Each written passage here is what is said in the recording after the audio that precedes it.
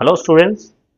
तो आज हमारा फर्स्ट वीडियो है मैकेनिक्स ऑफ सॉलिड्स पर, जिसमें हम ओनली आज इंट्रोडक्शन देखेंगे कि हमें क्या क्या तैयारी करनी है या फिर हमें क्या क्या चीज़ों को ध्यान में रखना है। ठीक है स्टूडेंट्स, सबसे पहले हम देखते हैं कि मैकेनिक्स ऑफ सॉलिड्स ये ब्रांच ही क्यों बनाई गई है हमारे इंजीनियरिंग में। ठीक है, क्योंकि एक इंजीनियरिंग का एक कोर सब्जेक्ट है, तो हम इसमें क्या पढ़ते हैं। ठीक है, जैसा कि नाम से पता चल रहा है कि मैकेनिक्स ऑफ सॉलिड्स, यानी इसमें जो सॉलिड्स होते हैं, जो सॉलिड्स बॉडी होती है, यानी जिन पर जब हम सॉलिड्स उनको बोलते हैं हम, कि जब भी किसी बॉडी पर फोर्स लगाते हैं, ठीक है, जैसे कोई बॉडी होती है, अगर उसमें हम फोर्स लगाएं, ठीक है, तो बॉडी मूव करती है। ठीक है, पर यहाँ पर क्या होता है कि बॉडी, हम इसमें इस ब्रांच में हम देखेंगे कि बॉडी यहाँ पर मूव नहीं कर रही होगी, बॉडी वही स्टेशनरी खड़ी हुई। तो फिर सर इससे तो क्या फर्क पड़ेगा, जब हम फोर्स लगाए तो सारा कैंसिल आउट हो जाएगा वो तो। ठीक है, यानी अगर यहाँ से फोर्स लगाया, इसके पीछे अगर पीछे सपोर्ट है, हम फोर्स लगा रहे हैं, कोई इफेक्ट ही नहीं हो रहा है, तब हम इसका एनालिसिस करके कर भी क्या लेंगे। ठीक है, तो देखिए स्टूडेंट, हम यहाँ पे ऐसी बॉडी को ऑब्जर्व करते हैं जो सॉलिड हो। ठीक है, पर सॉलिड में क्या होता है कि हम रियल लाइफ में देखते हैं कोई भी बॉडी को हम आइडियली सॉलिड नहीं बोल सकते, क्योंकि सॉलिड ऐसी बॉडी बोलते हैं जिसे फोर्स लगाने पर वो डिफॉर्म नहीं हो। पर इस ब्रांच में हम क्या, ऐसी बॉडी को ऑब्जर्व करते हैं, यानी हम ऐसे सॉलिड्स के ऊपर हम अपना ध्यान केंद्रित करते हैं जिन पे फोर्स लगाने पर डिफॉर्मेशन होता है कुछ, यानी कुछ मटेरियल होते हैं जिनमें फोर्स लगाने पर डिफॉर्मेशन होता है कम, और कुछ बॉडी में कुछ मटेरियल्स पर फोर्स लगाने पर उनमें डिफॉर्मेशन ज़्यादा होता है। तो ये डिफॉर्मेशन जो होगा, यानी अगर ये बॉडी अगर डिफॉर्म होगी, ठीक है, तो हम इस डिफॉर्मेशन को एनालिसिस करते हैं इस वाली ब्रांच में। अब ये हम इसका एनालिसिस क्यों करते हैं, तो स्टूडेंट देखिए, इंजीनियर्स का काम होता है किसी भी स्ट्रक्चर को बनाना।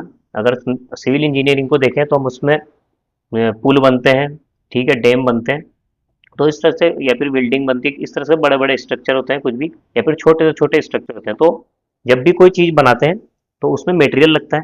ठीक है, और इंजीनियर का काम होता है कि मटेरियल का इस तरह से यूज करना चाहिए कि ज़्यादा से ज़्यादा हमको फ़ायदा दे। ठीक है, अगर एप्लीकेशन वाइज हो तो अच्छे से तरीके से काम आए और कम से कम लागत में बने। ठीक है, तो लागत भी देखनी पड़ती है, यानी इकोनॉमिकल भी हो, और एप्लीकेशन यानी उसका यूज़ भी अच्छे से हो। ठीक है, तो ये चीज़ें ध्यान में रखनी होती है। तो इस इन सब चीज़ों को ध्यान में रखकर एक स्ट्रक्चर बनाया जाता है, यानी उसमें बहुत सारा मटेरियल भी यूज़ नहीं करना होता है, एक इतना मटेरियल यूज़ करना होता है कि जितना उसमें फोर्स लग रहा है उसको सहन कर सके हो। ठीक है, तो मैकेनिक्स ऑफ सॉलिड्स का एनालिसिस करना इसलिए जरूरी होता है क्योंकि अगर सिविल इंजीनियरिंग के हिसाब से देखो तो हम देखें कि एक अच्छा स्ट्रक्चर बने, कम लागत में बने, है ना। यानी ये कब फेल होगा, अगर हमें पता हो, अगर ये कोई भी चीज़ बना रहे हैं हम, अगर हम कोई स्ट्रक्चर बना रहे हैं, अगर मैकेनिकल इंजीनियरिंग के हिसाब से देखो तो कि मशीन का अगर हम कोई कंपोनेंट बना रहे हैं तो उस पर कितना फोर्स लग रहा है और उस फोर्स को बियर कर सकता है या नहीं कर सकता है, यानी कब ये पार्ट या स्ट्रक्चर फेल हो जाएगा, हमें अगर उसकी जानकारी पहले से हो तो हम उसको अच्छे से डिजाइन कर सकते हैं। ठीक है, तो मैकेनिक्स ऑफ सॉलिड में हम ये चीज़ें देखते हैं। ठीक है, अब इसको हम जब कोर्स स्टार्ट करेंगे तो आपको क्या क्या चीज़ों का ध्यान रखना होगा। ठीक है, ये इसकी आपको तैयारी पहले से होनी चाहिए, या फिर आपको थोड़ा बहुत इसका नॉलेज होना चाहिए। ठीक है स्टूडेंट्स, जैसे छोटी छोटी चीज़ें हम कोर्स में जैसे से आगे बढ़ते जाएंगे इनके बारे में बताते जाएंगे, पर ये चीज़ आपकी कंप्लीट होना जरूरी है, क्योंकि इसके बगैर हम आगे नहीं बढ़ पाएंगे या फिर आपको दिक्कत आएगी अगर आप बढ़ोगे तो। जैसे हम मैकेनिक्स में देखते हैं, ठीक है, यानी मैकेनिक्स सॉलिड पढ़ रहे हैं, यानी आपकी मैकेनिक्स अच्छी होनी चाहिए, उसमें क्या क्या टॉपिक आपको एकदम पक्के होने चाहिए। ठीक है, जैसे फ्री बॉडी डायग्राम हमने देखे हैं 11 12 में बहुत देखे, और बनाए भी फ्री बॉडी डायग्राम। तो फ्री बॉडी डायग्राम में क्या होता है कि एक कोई प्रॉब्लम होती है, इसमें जैसे हम जैसे कोई एक ये पुल लेते हैं, तो हम पुल को ओनली यानी एक स्पान की तरह दिखा देंगे, और अगर ये दो बीम पर सपोर्टेड है तो हम ओनली इस तरह सपोर्ट दिखाते हैं, और इस तरह से रिएक्शन फोर्स लगाते हैं उस पर, R1 R2। ठीक है, तो हम रियल जैसी वो दिखती है वैसा नहीं बनाते हैं, उसको इस तरह से बनाते हैं। ठीक है, अगर उस पर इस तरह से रिएक्शन फोर्स लग रहा है, ऊपर से कोई फोर्स लग रहा है, तो उसको ओनली इस तरह से लाइन से दिखाते हैं फोर्स को, और तीर को ऊपर से नीचे को जो भी डायरेक्शन है उसकी, और रिएक्शन को इस तरह से दिखाते हैं, और अगर वो पुल है या स्पान है कोई भी तो उसको इस तरह से दिखाते हैं। तो इसको बोलते हैं फ्री बॉडी डायग्राम। ये हमने देखा भी है 11 12 में, तो हमें फ्री बॉडी डायग्राम की अच्छी नॉलेज होनी चाहिए। उसके अलावा दूसरा है फोर्स। फोर्स तो आपने बहुत बार देखा ही है, उसके बारे में ज़्यादा बताने की जरूरत नहीं है। फोर्स में क्या है कि अगर फोर्स लगाएंगे तो ये बॉडी डिफॉर्म होगी, इसी डिफॉर्मेशन को हमें देखना है कि ये कितना डिफॉर्म होती है, किस तरह से डिफॉर्मेशन पर क्या क्या इक्वेशंस लगती है, ठीक है। तो हम फोर्स को देखना है और मूवमेंट ऑफ फोर्स, यानी आपको बॉडी का मूवमेंट भी निकालना पड़ेगा, ठीक है। किसी फोर्स की वजह से अगर मूवमेंट डेवलप होता है, यानी मूवमेंट आपको पता है क्या होता है। मूवमेंट होता है अगर कोई फोर्स इस तरह से लग रहा है किसी, जैसे अगर मैं कोई ये मान लूँ ये एक लीवर है, ठीक है, ये यहाँ से हिंज्ड है, ठीक है।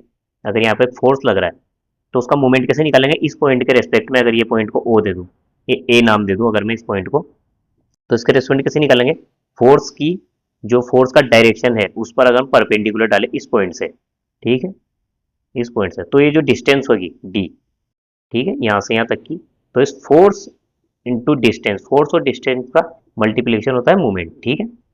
यानी फोर्स की जो एक्शन लाइन है, यानी जिस लाइन पर ये फोर्स एक्शन कर रहा है उस लाइन पर अगर हम परपेंडिकुलर पर डालें, जिस पॉइंट के रेस्पेक्ट में हमें निकालना है, यानी ए के रेस्पेक्ट में निकालना है तो हमें ए से डालना है। अगर ये फोर्स यहाँ से लग रहा है, अगर यहाँ अगर ये पॉइंट यहाँ पर है तो इस फोर्स को हम लाइन को पीछे बढ़ा लेंगे, ठीक है, हम बढ़ा सकते हैं पीछे, और ये डी यहाँ ए से भी निकाल सकते हैं, ठीक है।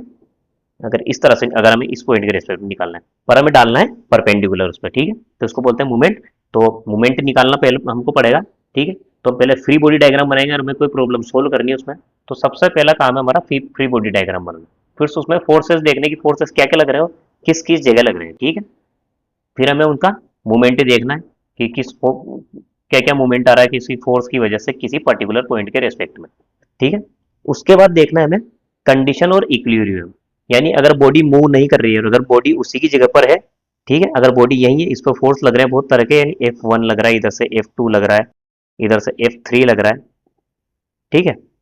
अगर ये बॉडी मूव नहीं कर रही तो हमें इस पर इक्विलिब्रियम की कंडीशन लगानी होगी, ठीक है।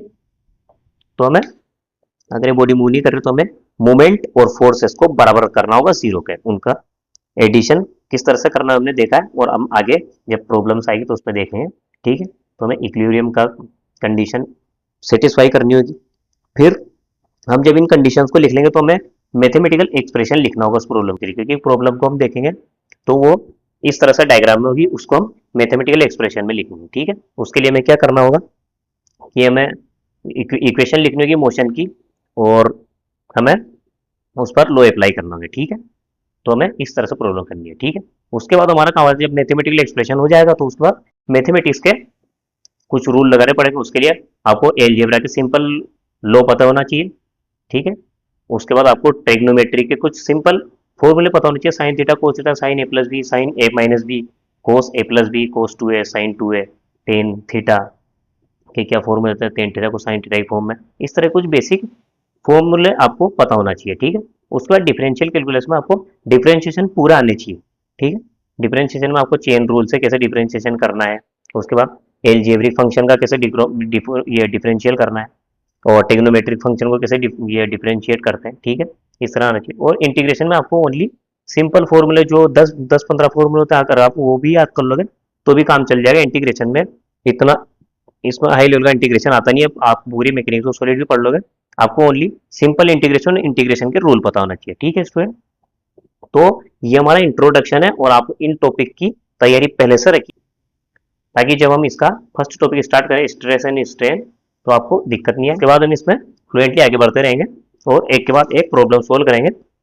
और हम क्या करेंगे कि पहले पूरा कोर्स लेंगे, उसमें आपको डेरिवेशन आएगी, थ्योरी आएगी, और फिर हर टॉपिक के ऊपर हम एक दो एग्जाम्पल करेंगे ताकि आपको उसकी लिमिट भी पता लग जाए कि ये कहाँ अप्लाई है और कहाँ पर इसकी लिमिटेशन है। तो जैसे हम स्ट्रेस और स्ट्रेन का टॉपिक लेंगे अगर हम आगे, तो उसमें क्या कहा जाएगा, उसमें जो भी फॉर्मूला है वो कब अप्लाई है, उस वो एप्लीकेबल तब है जब बॉडी डिफॉर्म हो रही हो किसी इलास्टिक लिमिट के अंदर, ठीक है।